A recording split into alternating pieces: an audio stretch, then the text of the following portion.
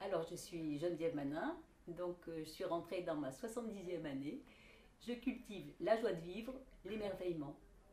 Donc, je suis mère, grand-mère, thérapeute, auteure, formatrice, et ma passion, c'est de transmettre et d'être.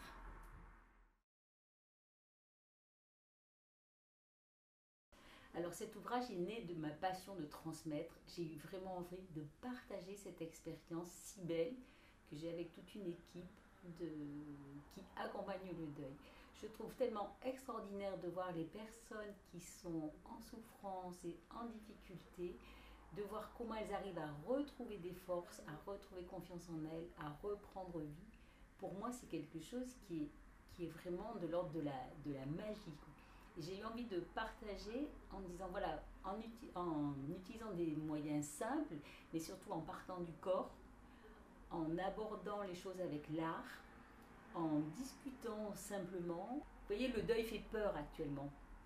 Et là, j'avais envie de dire, n'ayez pas peur, ayez confiance dans la force de vie.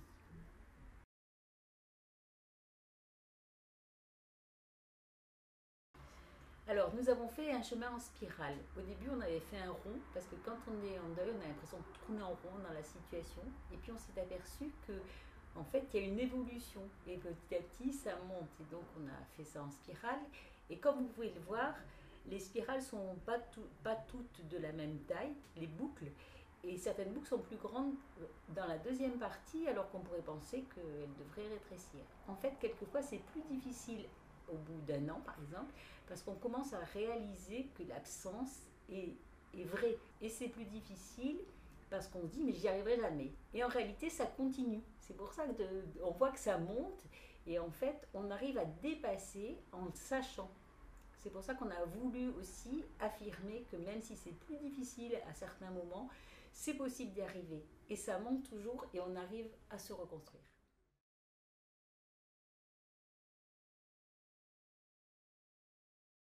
En fait, j'ai pas choisi, ça s'est fait tout seul. C'est-à-dire que je suis thérapeute corporelle et j'ai reçu des personnes en deuil. Et je me suis aperçue que lorsque je leur faisais faire de la relaxation, des respirations, lorsqu'on abordait le corps dans un moment si difficile où on ne peut pas parler, où on ne peut plus rien faire, eh bien c'était, comme ils me disaient, c'est comme si on pouvait survivre. Ils m'ont dit quelquefois, je me suis aperçue en faisant de la relaxation que je pouvais survivre. C'est-à-dire quelque chose de la vie pouvait être contacté en eux. Et c'est pour ça que petit à petit, je l'ai développé. Mais disons qu'au départ, c'était spontané. Je l'ai découvert avec eux.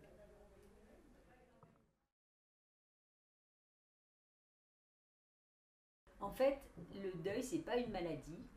Et on n'a pas besoin de psychothérapie, on n'a pas besoin de médicaments, on n'a pas besoin, enfin certains peut-être, mais on a besoin en fait de quelqu'un qui va nous aider à aller retrouver les ressources qu'on a en nous.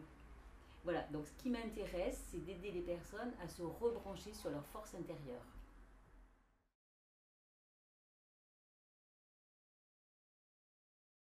Dans une situation où on voit tout en noir, la relaxation favorise ce qu'on appelle les endorphines. Les endorphines, c'est ce qui permet de voir la vie en rose. C'est des euphorisants. Donc ce sont des euphorisants naturels. La relaxation aussi stimule les défenses immunitaires. La relaxation va permettre de détendre le corps, va permettre d'apaiser les émotions, va permettre de retrouver des idées plus claires. Vous voyez, on retrouve un peu toutes les poupées comme les 5 plans de l'être. Ça va permettre aussi de faire des choix, de mieux comprendre ce qui se passe et de faire des choix pour l'avenir. Et puis ça va permettre essentiellement de se rebrancher sur notre essence, ce que je suis au plus profond de moi. Donc comme vous pouvez voir les poupées, nous avons 5 poupées et nous avons 5 chapitres. Et chaque poupée symbolise un aspect de l'être, un aspect de la personne.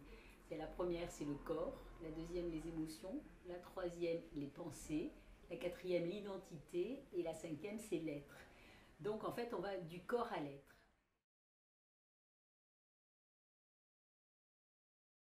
En fait, je voulais partager des expériences qui me semblaient originales et intéressantes, notamment d'accompagnement du deuil de l'enfant.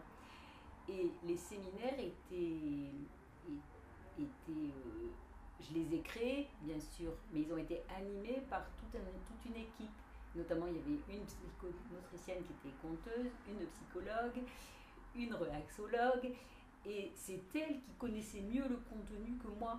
Et c'est elle qui, je leur ai demandé d'écrire. Donc au départ, il y avait 3 personnes, 4 avec moi, et ensuite, je me suis aperçue que les artistes, c'était mieux de leur demander. Il y en avait déjà un, le musicien, qui avait écrit sur ses exercices et ses réflexions, et on a joint tout ça.